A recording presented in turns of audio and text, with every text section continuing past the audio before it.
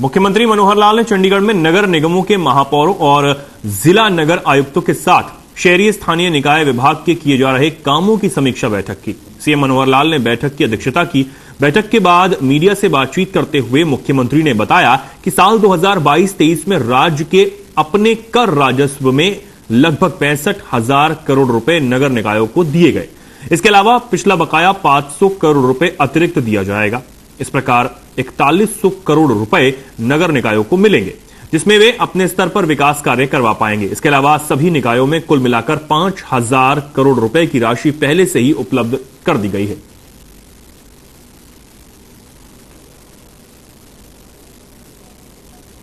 नई अवैध कॉलोनी की कोई रजिस्ट्रेशन नहीं होगी, पहला विषय। कोई भी पुरानी जो कॉलोनियां अवैध कॉलोनियां हैं उनमें रजिस्ट्रेशन के लिए 2 कंडीशन लगाई गई हैं, एक एनओसी और एक NDC. NDC no due certificate, वो उनको अर्बन लोकल बॉडी से लेना होता है ताकि कोई भी पिछला पैसा किसी पर बकाया ना हो। एनओसी वो हमारा डिपार्टमेंट टाउन कंट्री प्लानिंग देता है कि ये एरिया अब हमने ऑथराइज कर दिया है। ऑथराइजेशन की शर्तें ये है कि पर्याप्त चौड़ी गलियां होनी चाहिए, उसको अप्रोच रोड वो ठीक होना चाहिए। तो इस प्रकार की मोटी मोटी शर्तें हैं, ज़्यादा उसमें कोई बहुत नहीं है। सबके नक्शे हमने मंगवा लिए हैं। अभी पिछले दिनों में 190 कॉलोनियाँ हमने स्वीकृत कर दी हैं, लेकिन और अभी 600, 650, 700 कॉलोनी ऐसी हैं जो पाइपलाइन में हैं। एक एक करके उसको पास कर रहे हैं, देख रहे हैं और बाद में उसकी घोषणा। शुरू में एक कठिनाई आई थी कि जो क्षतिपूर्ति पोर्टल पर वही किसान अपने नुकसान की यानी दर्ज कर सकता था जिसने पहले मेरी फसल मेरा ब्यौरा में रजिस्टर किया है, लेकिन बहुत किसान उसको लापरवाही से नहीं भरते थे, या कुछ किसानों ने हमको ये बताया कि हमारी फसल तो जो है हमने मंडी में बेचनी नहीं है। जिन्होंने मंडी में नहीं बेचनी है वो भी लापरवाही करते हैं। लेकिन अब जब नुकसान हुआ तो सबको ध्यान में आया कि नहीं, वहाँ दर्ज नहीं है तो यहाँ हमें लाभ मिलेगा नहीं। हमने उनकी बात ध्यान में करके जिस एरिया में ये समस्या थी वहाँ सब दोबारा से पोर्टल खोल दिया है। जब से भी शिकायत डिप्टी में हमको लिख के भेजता है उस दिन खोल देते हैं। खोलने के बाद उन सब किसानों का पहले मेरी फसल मेरा ब्यौरा में रजिस्ट्रेशन कराया जाता है, उसके बाद वो क्षतिपूर्ति में चढ़ा सकते हैं, किसी को कठिनाई नहीं आने दी जाएगी।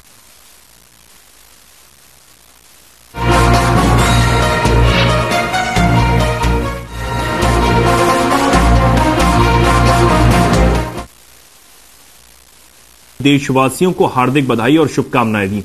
सीएम ने ट्वीट करते हुए लिखा, आप सभी पर माता रानी की अपार कृपा बरसे व सभी के जीवन में सुख, समृद्धि एवं खुशहाली आए। मां अंबे से ऐसी मेरी प्रार्थना है।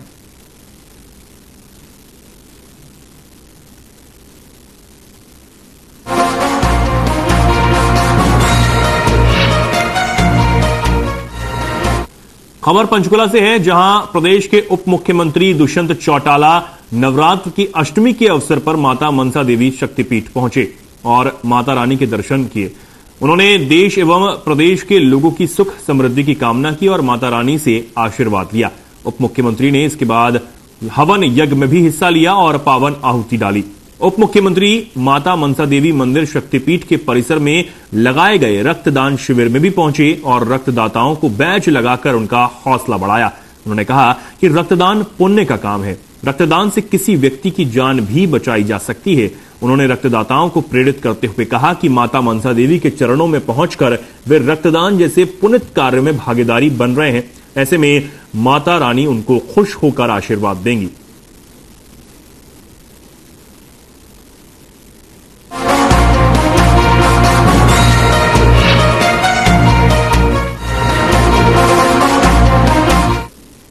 भिवानी पहुंचे हरियाणा के पंचायत मंत्री देवेंद्र बबली ने भावांतर योजना में हुए करोड़ों रुपए के घोटाले की विजिलेंस जांच के निर्देश दिए। वहीं अब हरियाणा के 90% सरपंच खुश होकर काम करने लगे हैं। उन्होंने कहा कि 31 मार्च तक सरपंचों ने प्रस्ताव पास नहीं किए तो 1100 करोड़ रुपए लक्ष्य हो जाएंगे। बता दें कि हरियाणा के पंचायत मंत्री देवेंद्र बबली जिला कष्ट निवारण समिति की बैठक लेने पहुंचे थे। इस दौरान उन्होंने 13 परिवारों की सुनवाई करते हुए 7 का मौके पर ही निपटारा कर दिया।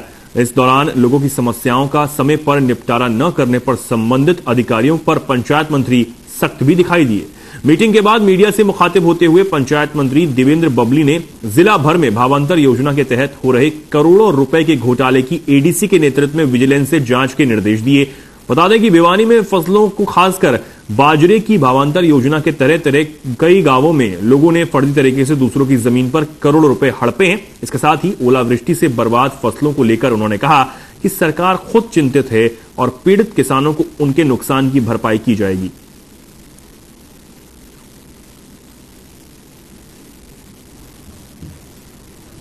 आज से पहले अगर आप देखेंगे पिछली सरकारों में इनका कोई जिक्र नहीं होता था, सिर्फ नाली, गली या चौपाल, उनकी भी जरूरत थी, मैंने कहा की जरूरत नहीं थी। लेकिन आज उससे आगे बढ़ाने की जरूरत है। हमारे गांव को पार्क भी बने, व्यायामशालाएं बने, आउटडोर जिम बने, इंडोर जिम बने, उसके अंदर हमारे महिला संस्कृति वन बने, ई लाइब्रेरी, एक बहुत बड़ा फैसला लगा सकता हूँ। पूरे देश ने माननीय प्रधानमंत्री जी ने इसको अडॉप्ट किया। हमारे हरियाणा प्रदेश के जो पिछले बजट सेशन में माननीय मुख्यमंत्री जी की घोषणा थी। इसी प्रकार गली स्ट्रीट लाइट लग के हमारी फिरनियां ठीक हो, कैमरा लग के सिक्योरिटी आए, सुरक्षा आए, सारी की सारी ये जो सुविधाएं हैं, ये जो प्रपोजल सरकार के थे, ये अब आपको आने वाले समय में बहुत कम से, मैं तो ये तो नहीं कहूंगा कि 1966 में हरियाणा बना और लगभग 56-57 साल के काम हम पिछले 60 महीनों में, लेकिन हमने शुरुआत कर दी है।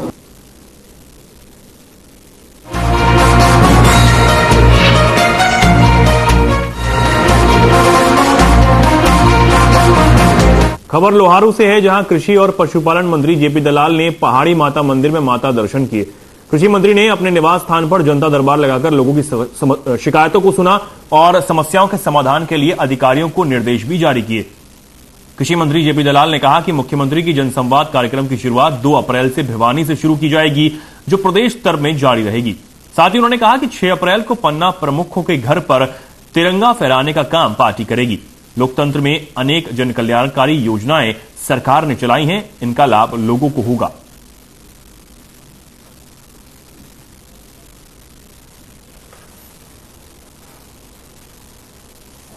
सुबह 7 बजे हमारी जो क्षेत्र की देवी है पहाड़ी माता के दरबार में हमने दर्शन की और पूरे प्रदेश की और पूरे इलाके की मंगल कामना की कि हमारा इलाका तरक्की करे, सुख शांति से रहे, अच्छी फसल हो, किसान आगे बढ़े, जवान आगे बढ़े। और बहुत लोग जो हैं धर्म प्रवृत्ति के हैं, लाखों की संख्या में यहाँ मन्नत मांगने आते हैं और इस इलाके के लोग जो हैं इससे लाभ उठाते हैं।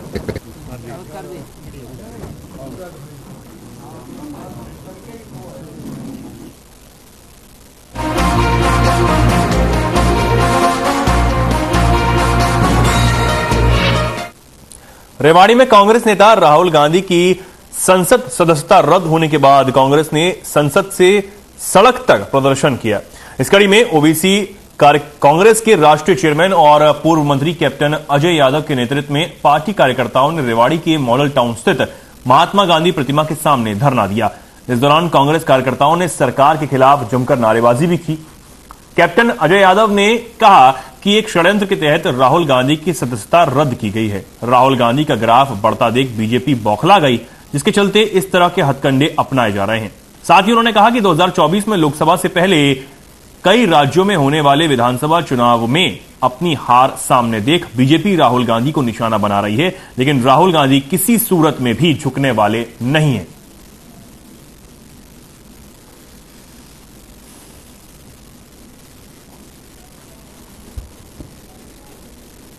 मार्च को 24 मार्च को आप उनकी सदस्यता खत्म कर देते हैं। आप एक दिन में सब कुछ हो जाता है भाई, 30 दिन का समय मिलता है और मैक्सिमम पनिशमेंट तो कभी होती नहीं है, कभी इतिहास में नहीं हुई।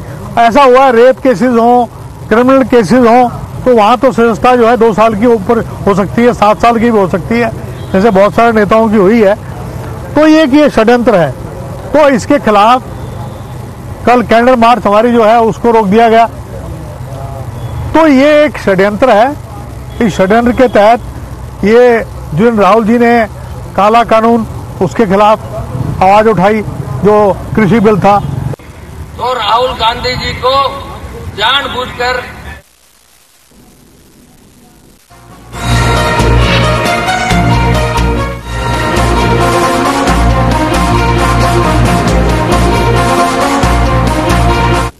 बादरी से कांग्रेस विधायक कुलदीप वत्स ने कहा कि राहुल गांधी की सदस्यता रद्द करना, उनका बंगला खाली करवाना बीजेपी की एक घिनौनी चाल है, क्योंकि बीजेपी राहुल गांधी की पॉपुलैरिटी से डर गई थी। लेकिन राहुल गांधी जब गुरु से नहीं डरे तो बीजेपी के चोरों से कैसे डरेंगे।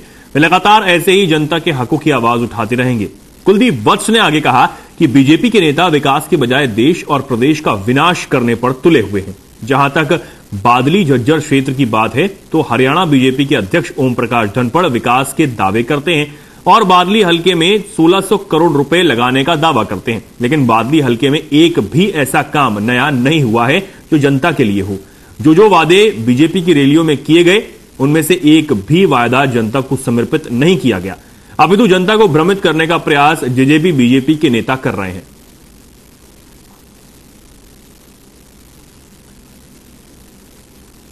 देखिए, अगर आपने विकास कार्य कराए तो गिनवाएं और दिखाएं, और कुलदीप बस खुले प्लेटफार्म पे आपके बादली हल्के के किसी भी क्षेत्र में आप मीडिया के साथ प्लेटफार्म लगाओ और ओम प्रकाश जी बताएं। ओम प्रकाश जी कह रहे थे एम्स, मैं आज बता रहा हूं आपको, एम्स में एक ईंट 11 फैकल्टी थी दोस्तों, 11 फैकल्टी थी। उस इलाके का, हमारे पूरे जिला झज्जर का नहीं, पूरे इस दक्षिणी हरियाणा का भला होना था। 11 फैकल्टी में से 10 फैकल्टी आज भी उठ की चली गई। ओम प्रकाश जी ने एक ईंट लगवाने का या रोकने का काम किया? एक शब्द बोला तो बताओ। गुड़गांव टू झज्जर की रेलवे लाइन मंजूर हुई, उसका सर्वे हुआ, एक भी अगर एक भी कोई काम हुआ तो बताओ। बादली के अंदर जो रोड हमने बनाए थे दीपेंद्र जी ने, उनके अलावा एक नया रास्ता को रोड सड़क निकाली बताओ। तो क्या, कौन सा विकास किया ओम प्रकाश जी ने? ओम प्रकाश जी ने विकास किया, मुझे पता है। ओम प्रकाश जी ने अपना विकास किया, अपने चेतों का विकास किया, अपने दादरी से लाए हुए साथियों का विकास किया। तो क्या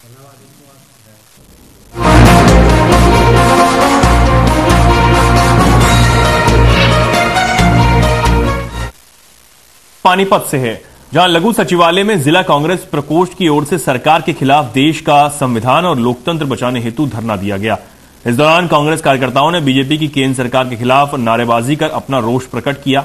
कांग्रेस नेताओं ने कहा कि राहुल गांधी के खिलाफ जो निर्णय लिए गए हैं वे संविधान के विरुद्ध हैं। कांग्रेस के वरिष्ठ नेता विंग कमांडर सुरेंद्र गौड़ ने कहा कि राहुल गांधी ने केवल यही पूछा था कि अडानी और पीएम मोदी का क्या संबंध है, जबकि लोकसभा अध्यक्ष ने उन्हें बोलने का मौका ही नहीं दिया। ओबीसी प्रकोष्ठ के जिला चेयरमैन सुभाष तंवर ने कहा कि राहुल गांधी ने किसी भी तरह से ओबीसी वर्ग का अपमान नहीं किया है। राहुल ने नीरव मोदी और ललित मोदी के खिलाफ टिप्पणी की क्योंकि ये दोनों देश से फ्रॉड करके भाग गए और पीएम मोदी इन दोनों का साथ दे रहे हैं।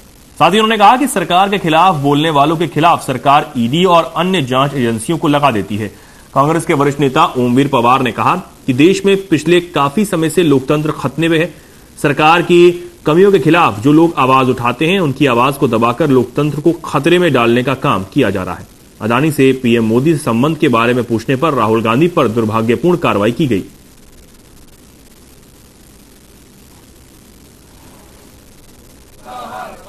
मेन मुद्दा ये है कि भाई 20,000 करोड़ रुपए जो सेल कंपनियों के लगे हुए हैं अडानी की कंपनी में, वो किसके हैं और उनका फायदा किसको जाएगा?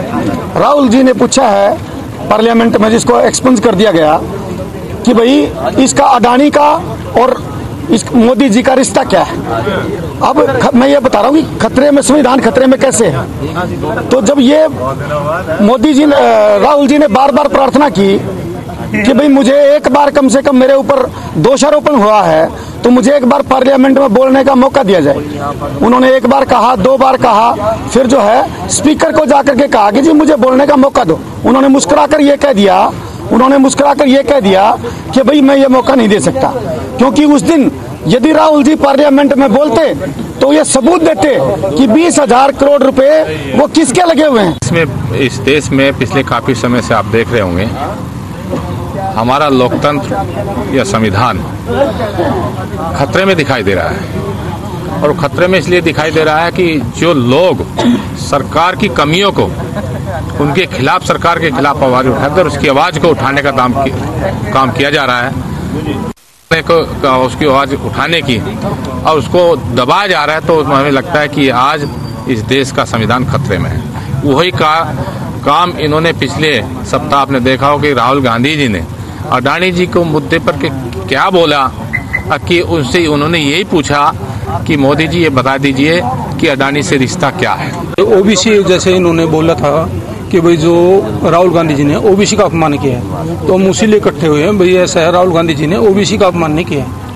जो ललित मोदी, नीरव मोदी और जो हमारे देश के प्रधानमंत्री, हमारे जो प्रधानमंत्री हैं, उनके बारे में बोला गया है। भाई एक तो जो यहाँ से फ्रॉड करके भाग गए हैं वो चोर हैं, और जो चोरों का साथ देता है वो भी चोरी है, तो उनको चोर क्या है, ना कि किसी बिरादरी को क्या है। तो जैसे ये बार बार ये जो एक तो तानाशाही सरकार है जो इसके दुरुपयोग कर रहे हैं संसाधनों का, उसके लिए संविधान जो खतरे में है, जो भी इनके खिलाफ आवाज उठाता है, जो भी सच्चाई पूछता है भाई ये क्यों हो रहा है, अडानी के बारे में, भाई अडानी से क्या रिश्ता है, अडानी को क्यों सारी चीजें दी जा रही है, जो ये LIC और बैंकों से जो लोन दिलाए गए हैं उनका क्या हिसाब किताब है। तो जो भी इनके खिलाफ बोलता है उसी के पीछे ED और वो लगा देते हैं। तो उसको बचाने के लिए लोग यहाँ पे अपने साथी से भी इकट्ठे हुए हैं।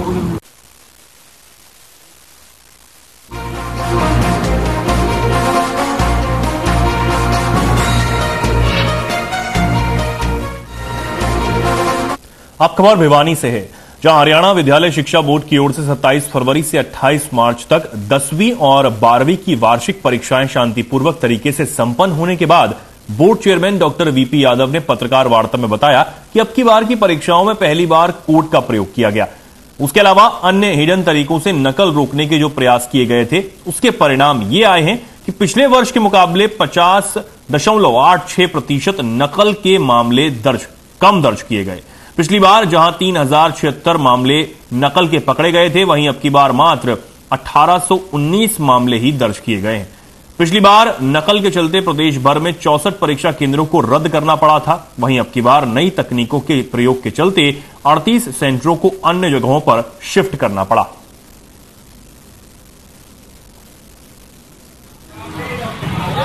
विद्यालय शिक्षा बोर्ड ने जो परीक्षाएं आयोजित की वो 27 फरवरी से प्रारंभ हुई थी और वो 28 मार्च को संपन्न हो गई।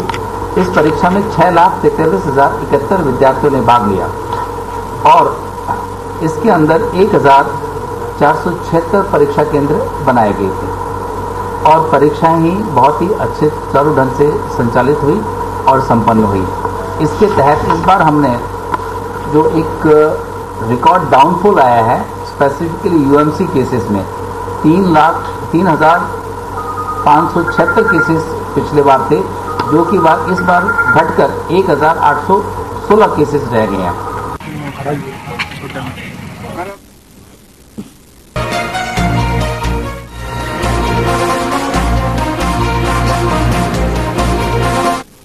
हिसार में अग्रोहा धाम में महाराजा अग्रसेन के भव्य म्यूजियम, ऑडिटोरियम और दूसरे निर्माण काम चल रहे हैं। अग्रोहा धाम अग्रोहा विकास ट्रस्ट देश का 5वां धाम है, जहां पर माता लक्ष्मी का भव्य शक्तिपीठ है। वहीं बाबा हनुमान के प्राचीन मंदिर में 90 फुट ऊंची बाबा हनुमान की प्रतिमा लगी हुई है। वहीं माता वैष्णो देवी की 400 मीटर लंबी गुफा मंदिर में स्थापित है। वहीं अमरनाथ की बर्फानी गुफा, तिरुपति बालाजी का मंदिर, महाराजा अग्रसेन सरस्वती माता जी, भैरव बाबा मंदिर, रामेश्वर धाम, श्री कृष्ण भगवान रामचंद्र की संचालित सुंदर सुंदर झांकियों के साथ भव्य अप्पू घर के साथ ठहरने के लिए 280 कमरे बने हुए हैं।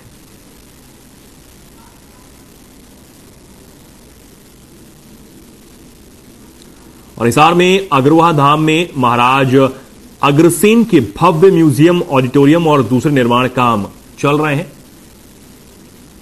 हिसार में बने इस धाम में माता वैष्णो देवी की 400 मीटर लंबी गुफा मंदिर में स्थापित है।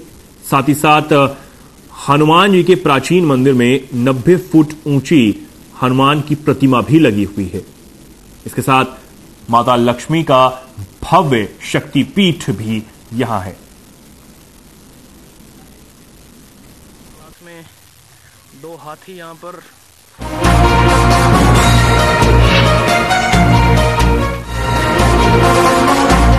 पानीपत की कोर्ट ने प्रेम प्रसंग में हत्या की वारदात को अंजाम देने वाली शातिर युवती को उम्र कैद और 70,000 रुपए का जुर्माना लगाया है।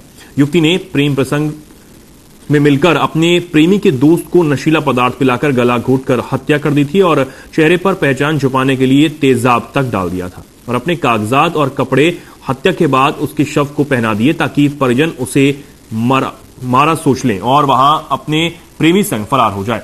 वे कहते हैं कानून के हाथ लंबे होते हैं और आखिरकार वही हुआ। प्रेमी और प्रेमिका पुलिस के हत्थे चढ़े और सारी वारदात का खुलासा हो गया। मृतक सिमरन की मां उषा दुबे ने बताया कि उनकी बेटी को इंसाफ मिला है। उनकी बेटी को तो कुछ भी मालूम नहीं था और उसके साथ इतनी बड़ी साजिश रची गई। आज उनको खुशी है कि उनकी बेटी को इंसाफ मिला।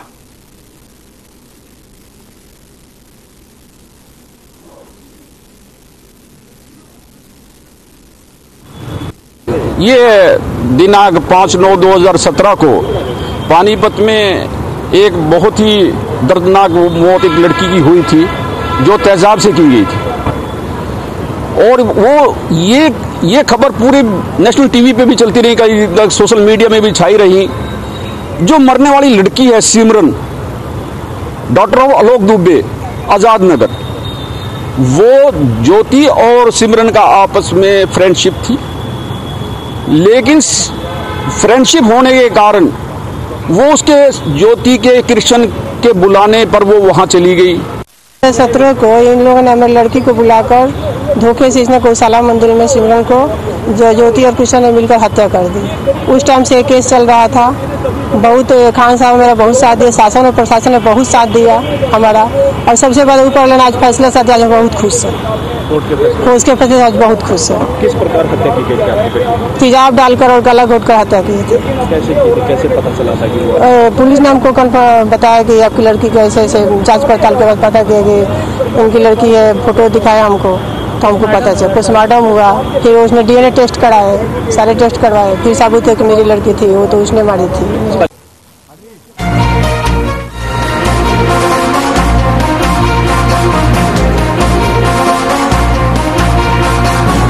साइबर सिटी गुरुग्राम में 22 वर्षीय युवक को गोली मारने का मामला सामने आया है। वारदात शहर के पौष सेक्टर 44 की है, जहां सेक्टर 9 का रहने वाला युवक पैदल ही कंपनी में जा रहा था। तभी अज्ञात बदमाशों ने युवक की छाती में गोली मार दी। युवक को गंभीर हालात में निजी अस्पताल में भर्ती करवाया गया, जहां उसकी हालत नाजुक बनी हुई है। थाना प्रभारी की माने तो पुलिस को उन्हें शक है कि युवक पर जानलेवा हमले की साजिश कंपनी में हुए झगड़े से हो सकती है। बहरहाल मौके पर पहुंची गुरुग्राम पुलिस ने आसपास के CCTV फुटेज को कब्जे में लेकर मामले की कार्रवाई शुरू कर दी।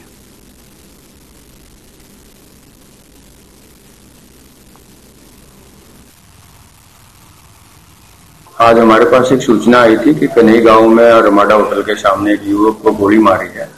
मौके पे पहुंच के उसकी वेरीफाई किया गया तो किसी ने अज्ञात व्यक्ति ने जो है ना 22 साल का लड़का विशाल था, जो सेक्टर 9 का गुड़गांव का रहने वाला है, उसको किसी ने गोली मार दी है। जो पैसा बाजार में काम करता था, आर्टेमिस हॉस्पिटल में अभी उसको इलाज चल रहा है।